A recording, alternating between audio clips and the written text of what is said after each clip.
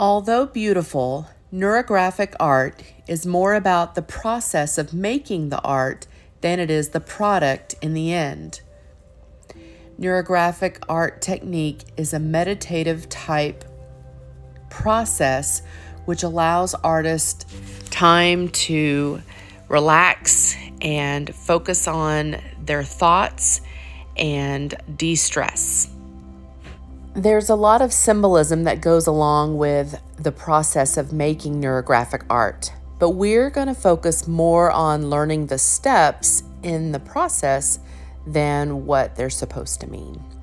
First of all, you're going to need a thick piece of paper like watercolor paper and a thick Sharpie and a thin Sharpie. The first step in the process is called a release. The symbolism behind it is you've got a lot of thoughts jumbled up in your mind that are really bogging you down, stressing you out, and so you're going to do a scribble on the page and fill up your page with it, releasing those thoughts. You don't want the ends to stop in the middle of your page. You want them to go completely to an edge. So find your starting and stopping place and carry them off to the end. Then you need to decide, did you use your space well? Some space may be full, some spaces may be empty. If you've got some spaces that don't have enough lines in them or any lines at all, go back and add a few more, making sure that your ends stop at the edge of the paper. You can do them gracefully, you can do them however you want, but you're just trying to fill up some of these large empty spaces with a few additional lines for our design. The next part of this process is identifying all the intersections. And so you're going to circle every time a line crosses another line. The symbolism behind this is that these are crossroads, places where you have choices to make on this issue that's troubling you in your mind. And so as you're circling all of these intersections with good sized circles, you don't want to be too tiny because we're going to work inside the circles also.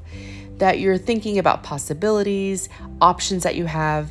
And if you come to one that has like 5 or 6 different lines crossing instead of just 2, circle them all with a large circle. Because sometimes you've got more than just a couple of options to consider. You've got a lot. So work your way through this process, circling all of your intersections. This takes a bit of time, and so be patient. This is one of these projects that is not done in 5 minutes, and honestly it's not going to be done in a day or 2 days either. So enjoy the process. Like I said, you just kind of allow yourself to follow the steps, and it does become really relaxing.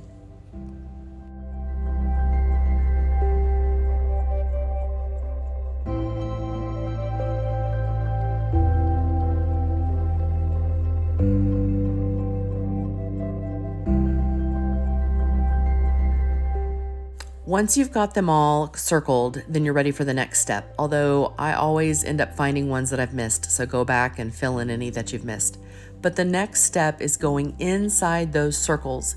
You've got these pizza piece shapes, these triangles, and you're rounding off the corners. So you want only smooth, round shapes inside your design. No corners, no sharp edges, no harsh turns, any of that.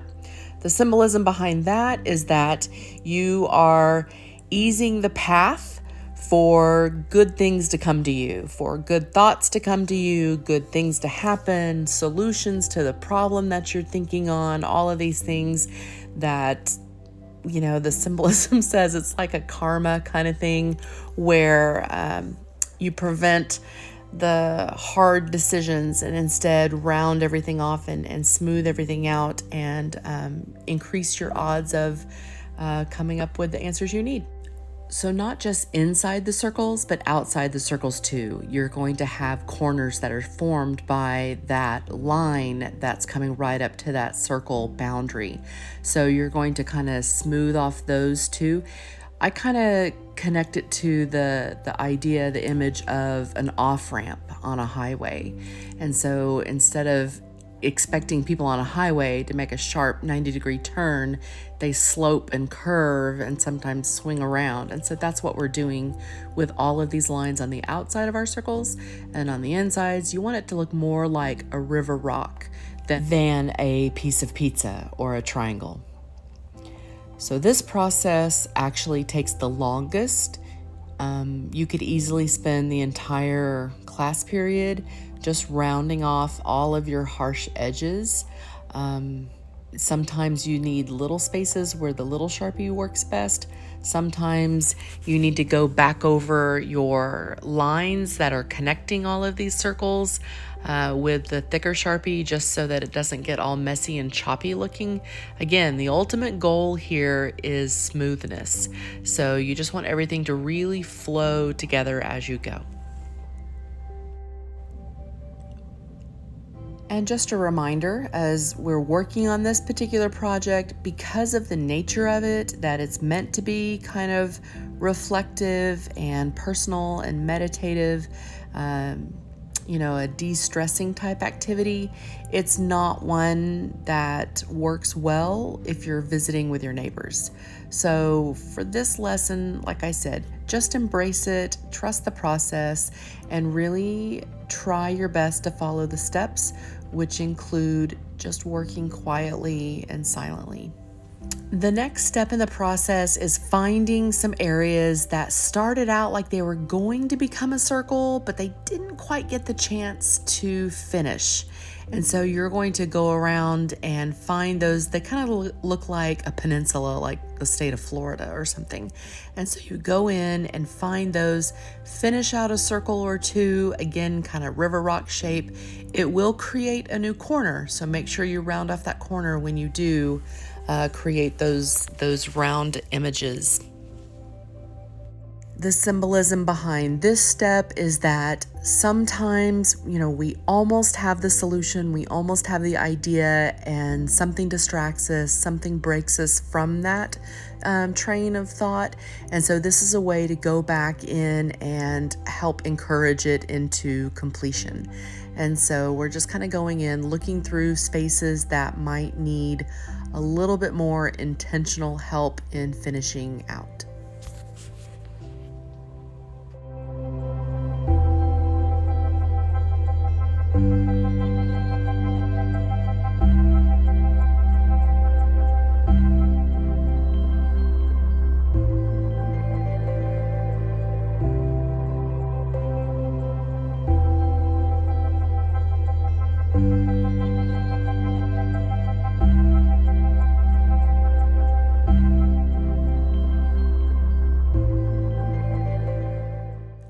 Don't be afraid to also include the edges of your paper, the border that you've got going on as well, because sometimes there are spaces there that it just would look better on your design if you went ahead and added, another line going to the edge, rounded off a space there, added some more pebble-like shapes, more river rocks, any of that kind of stuff to make your design look whole and complete.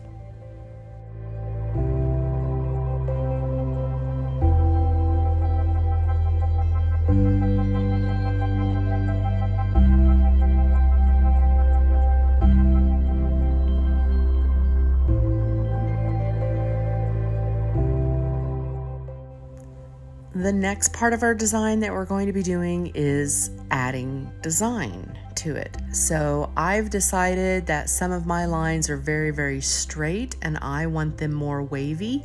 I want to make sure that I'm not creating angles and corners when I do, but I'm going back through with my thick Sharpie and adding some waviness to my lines just because I like the look of it. You don't have to do it like this. You can add another type of element or design. Think about like the Zentangles that we did at the start of the school year. Any kind of pattern, especially any kind of repetition and stuff that you enjoy, because at this point your artwork kind of takes a turn and it starts to become something that you personally like. This doesn't have to look like anything, it doesn't have to be anything, but you're just now working with the design of it all.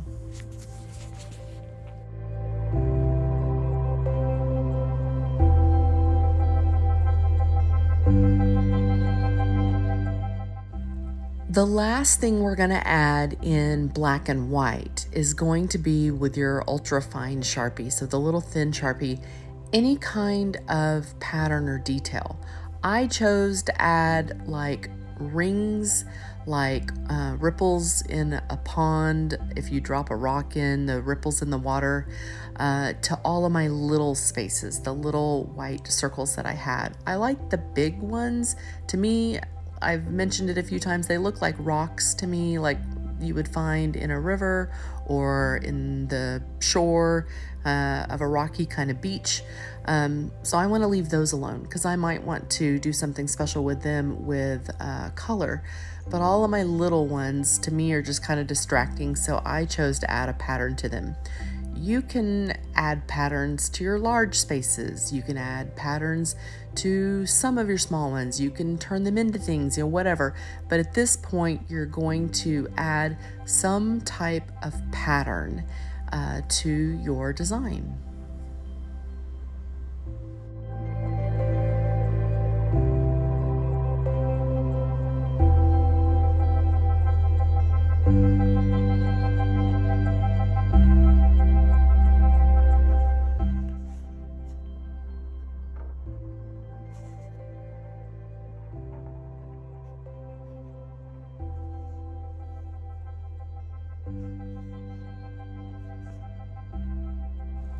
Once you're satisfied with the designs that you've made in Sharpie, the last and final step is adding color.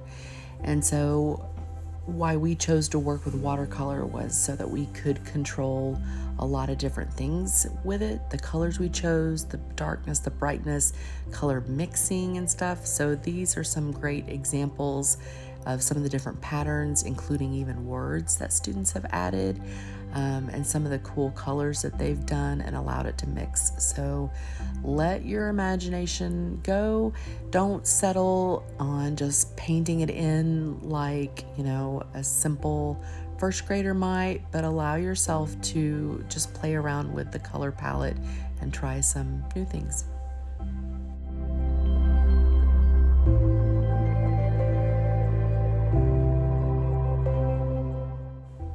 All in all, when we're done, I hope you like the process of neurographic art and have learned a technique for de-stressing and relaxing using art. You could do it anytime. It doesn't have to be in color. It could be just black and white. It could be done in a pencil. It can be done in a notebook, but is meant to be something that is reflective and rewarding. Thanks.